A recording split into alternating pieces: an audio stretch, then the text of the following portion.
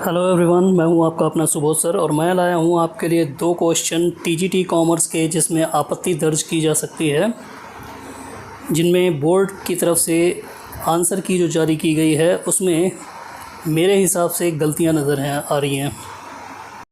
Board के question number 18 में पूछा गया है कि संयुक्त उपक्रम मूलतः क्या है, जिसमें जो विकल्प दिए गए हैं इसमें से दो विकल्प सही हैं। किसी विशिष्ट कार्य हेतु अस्थायी साझेदारी एवं एक स्थायी साझेदारी, ये दोनों के दोनों विकल्प सही हैं, जबकि आयोग ने इसका केवल और केवल ए विकल्प ही सही माना है, जिसमें कहा गया है a temporary partnership for specific for business. जबकि एनसीईआरटी की बुक के पेज नंबर 70 में इसके बारे में बताया गया है कि when two businesses agree to join together for a common purpose and mutual benefits, it gives rise to a joint venture. Businesses of any size can use joint ventures to strengthen long-term relationship or to collaborate on short-term projects. A joint venture can be flexible depending upon the parties' requirements. इसका मतलब सीधा सा होता है कि जो joint venture होता है उसमें जो पार्टनरशिप की जाती है वो लॉन्ग टर्म और शॉर्ट टर्म दोनों ही पर्पज़ के लिए की जा सकती है। ऐसा कोई कंपल्सन नहीं है कि वो शॉर्ट टर्म के लिए ही की जा सकती है या लॉन्ग टर्म के लिए ही की जा सकती है। इसका मतलब ये है कि दोनों के दोनों विकल्प सही हैं, जो कि पेज नंबर 70 पर point number 3.6 joint venture meaning में एनसीईआरटी में दिया हुआ है। अगला क्वेश्चन जो कि क्वेश्चन नंबर 50 है, इसमें पूछा गया है एक भारतीय आयातक चाहता है कि विदेशी निर्यातक के बैंक से यह आश्वासन मिले कि निर्यातक को भुगतान तभी होगा जब स्वामित्व के प्रलेख उचित क्रम में प्राप्त हो। यह व्यवस्था सुनिश्चित करने वाला साधन है। जो विकल्प दिए गए हैं उसमें आयोग ने लेटर ऑफ क्रेडिट को सही माना है, जबकि यह गलत है, क्योंकि प्रश्न में सीधा सा ये पूछा गया है कि निर्यातक का बैंक आश्वासन दे। निर्यातक का बैंक कभी भी लेटर ऑफ क्रेडिट को इशू नहीं करता, क्योंकि लेटर ऑफ क्रेडिट को इशू करने का काम आयातक का बैंक करता है जब एक्सपोर्टर उससे उसकी क्रेडिट वर्दीनेस के बारे में जानना चाहता है, उससे मतलब इंपोर्टर से। तो ऐसी कंडीशन में इंपोर्टर को अपने बैंक से लेटर ऑफ क्रेडिट बनवा करके इंपोर्टर को देना होता है।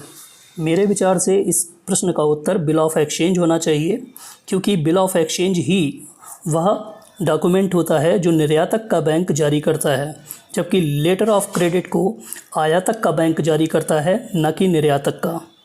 इस संबंध में भी पेज नंबर 264 एनसीईआरटी का, जो कि स्पष्ट रूप से कहता है, जिसमें पॉइंट नंबर 3 में assessing the importers credit worthiness and securing a guarantee for payment नाम की जो हेडिंग दी गई है उसमें क्लियरली बताया गया है a letter of credit is a guarantee issued by the importer's bank that is will honour payment up to a certain amount of export bills to the bank of exporter.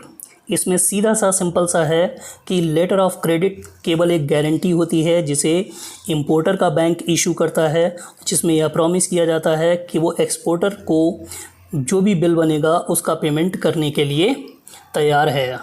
इससे यह बताया जाता है कि importer जो है वो भुगतान करने में सक्षम है।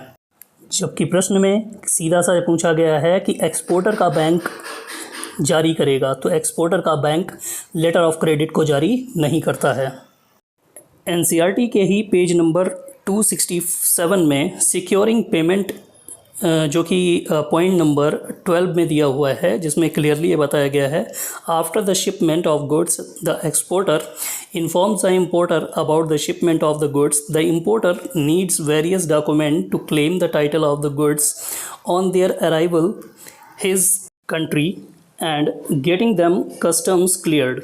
The documents that are needed to this connection include certified copy of invoice, bill of lading, packaging list, insurance policy, certificate of origin, and a letter of credit. The exporter sends these documents through his or her banker with the instruction that these may be delivered to the importer after acceptance of the bill of exchange, a document which is sent along with the above mentioned documents. इससे ये सीधा सीधा पता चलता है कि जो exporter का बैंक जब भी इंपोर्टर को भेजेगा तो वो बिल ऑफ एक्सचेंज भेजेगा, ना कि letter of credit. Letter of credit वो डॉक्यूमेंट है जो साथ में ज़रूर भेजा जाएगा, बाकी टाइटल डॉक्यूमेंट साथ में है, लेकिन यहाँ पर ये क्लियर हो जाता है कि एक्सपोर्टर का बैंक जो देता है वो डॉक्यूमेंट बिल ऑफ एक्सचेंज होता है, जिसको जारी करने का काम एक्सपोर्टर का बैंक करता है, ना कि इंपोर्टर का बैंक। इसी के बारे में क्वेश्चन में पूछा गया था। इससे ये क्लियर हो जाता है कि इसका आंसर बिल ऑफ एक्सचेंज होना चाहिए, ना कि लेटर ऑफ क्रेडिट।